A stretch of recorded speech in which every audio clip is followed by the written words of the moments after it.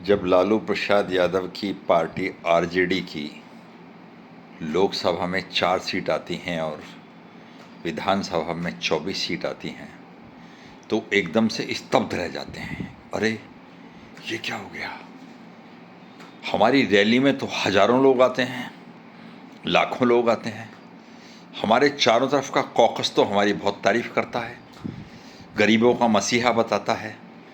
किंतु आज हमारी लोकसभा में 534 सीट देश में हैं, उसमें से 4 सीट ही क्यों आई? वो भूल जाते हैं कि जब उनका पाला हुआ एक आदमी शहाबुद्दीन व्यापारियों के बेटों को तेल में एसिड में डुबाकर मार रहा था, तब जनता में एक साइलेंट वेव चल रही थी। जनता उस वक्त कुछ नहीं कहती, कुछ कहने की स्थिति में नहीं होती। जब पूरा बिहार अपहरण का प्रदेश बन गया था और उस पर गंगा जल और अपहरण जैसी अनेक फिल्में बन गई थीं, तब भी जनता कुछ नहीं कहती। जब बिहार में ऐसा गुंडा राज हो गया था कि एक भी व्यापारी को वसूली करने से और लूटने से नहीं छोड़ा गया, जब शहाबुद्दीन के आदमी सिवान के बाज़ार में चंदा मांगने निकलते थे तो चंदा नहीं मांगते थे, आदेश देते थे, ए लाला हरप्रसाद 1 लाख रुपए इधर भिजवाओ जल्दी, टाइम नहीं है। तब लालू जी आप कौन सी नींद में सो रहे थे? उत्तर प्रदेश में 10 साल से समाजवादी पार्टी की सरकार नहीं आई है। पिछले चुनाव में मैनपुरी के एक यादव भाई कह रहे थे कि हमारी तो रैलियों में लाखों लोग आते हैं और इस बार अखिलेश यादव को कोई हरा नहीं सकता, और जब चुनाव परिणाम आते हैं तो अखिलेश यादव चुनाव हार जाते हैं। जब अतीक अहमद का भाई इलाहाबाद के एक होटल में उसने परमानेंट कमरे बुक कर रखे थे और शहर की किसी भी लड़की को उठा कर ले जाता था और उसके साथ बलात्कार करता था, तब मुख्यमंत्री को पता नहीं लगता था कि मेरे प्रदेश में क्या हो रहा है? और जब अतीक अहमद का बेटा स्कूल की लड़कियों को चिन्हित करता था कि कल मुझे इस लड़की का भोग करना है, और उसके गुंडे उठाकर उसे होटल में ले जाते थे और बलात्कार करते थे, तब मुख्यमंत्री को और अखिलेश यादव को दिखाई नहीं देता था कि प्रदेश में क्या चल रहा है। एक कहानी बड़ी ज़ोर से चर्चा में रहती है कि एक होटल में अतीक अहमद के भाई अरशद अहमद खाना खाने गए थे, तो बैरे ने पूछा साहब क्या खाएंगे? तो उन्होंने देखा कि वहाँ एक दूसरी टेबल पे एक पेयर बैठा हुआ है जिसमें एक सुंदर सी लड़की है और एक लड़का है। कहने लगे कि आज तो इसी को खाएंगे। बैरे ने पूछा साहब यहीं परोस दूं या कमरे में खाएंगे? उन्होंने कहा यहाँ कहाँ खाएंगे, कमरे में भिजवा दो। और उसके गुंडे उस लड़की को उठाकर उसके परमानेंट बुक रहने वाले कमरे में ले गए, वहाँ उसके साथ बलात्कार किया गया। न जाने कितनी लड़कियों के साथ अतीक अहमद के भाई ने और उसके बेटे ने बलात्कार किया, और न जाने कितने किसानों की ज़मीनें अतीक अहमद ने और मुख्तार अंसारी ने ज़बरदस्ती लूट लीं। एक सिपाही जब सम्मन लेकर अतीक अहमद के घर गया तो अतीक अहमद ने उसकी खाल उतारकर चौराहे पर फेंक दिया और डीआईजी को फ़ोन किया कि आपका एक सिपाही वहाँ पड़ा है, जाकर उसकी लाश उठा लो। तब मुख्यमंत्री को पता नहीं लगा होगा कि अतीक अहमद क्या कर रहा है। जब मुख्यमंत्री उस गुंडे को पार्लियामेंट में भेज रहे थे और विधानसभा में भेज रहे थे, तब उन्हें पता नहीं था कि तुम तुष्टीकरण के लिए किस सीमा तक जा रहे हो। इन सब घटनाओं का एक अंडर करंट होता है। उस अंडर करंट को ये नेता अपने मद में पड़े हुए देख नहीं पाते।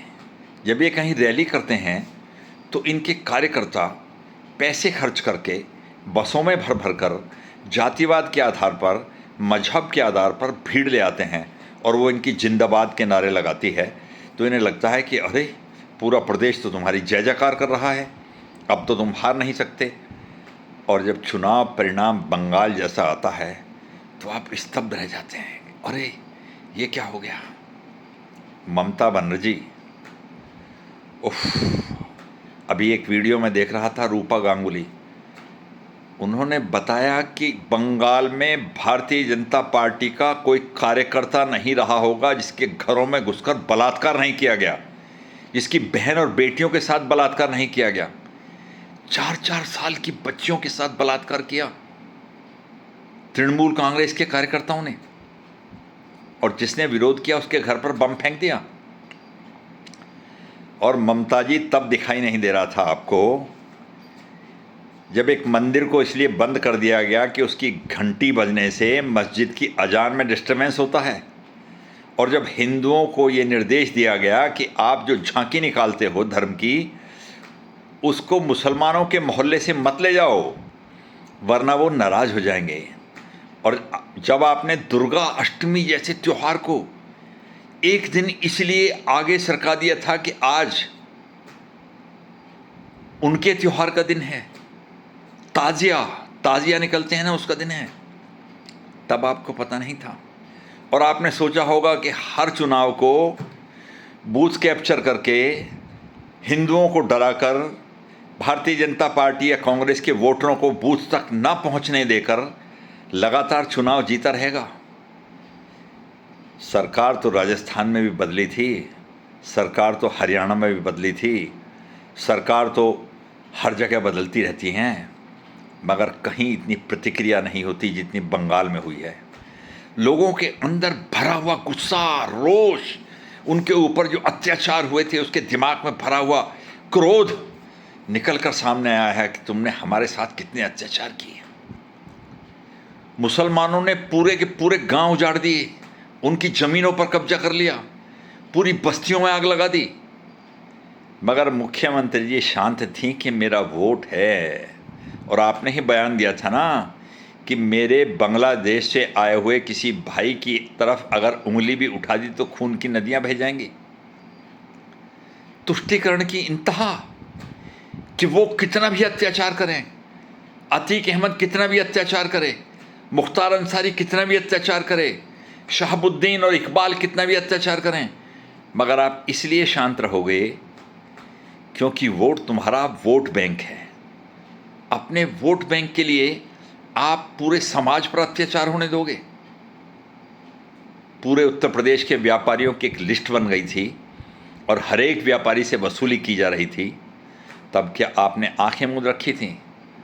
और जब राम मंदिर बनाने की मांग करने वाले निर्दोष लोगों पर गोलियां चलवाई थीं और बाद में आपने छाती ठोक कर कहा था कि अगर आज राम मंदिर का आंदोलन होगा तो आज भी उतने ही लोगों को गोली से उड़ाऊंगा, तब आपको दिखाई नहीं दे रहा था कि इसका परिणाम भविष्य में क्या होगा?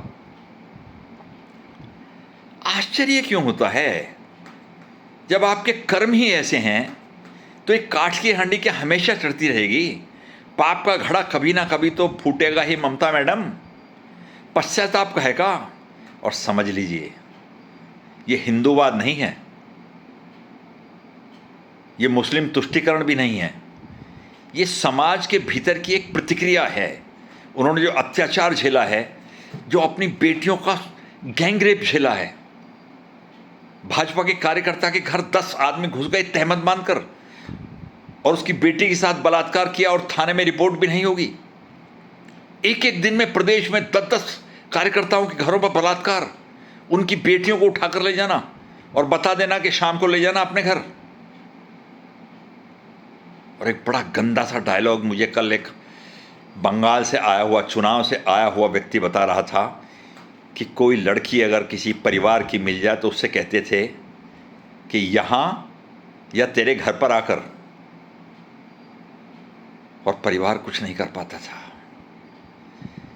अभी तो आप चुनाव हारी हैं ममता मैडम। अगर जिंदा रहा तो बता दूंगा कि गल गल कर मरेंगे आप, कीड़े पड़ेंगे आपके शरीर में और कोई पानी देने वाला नहीं होगा। नमस्कार।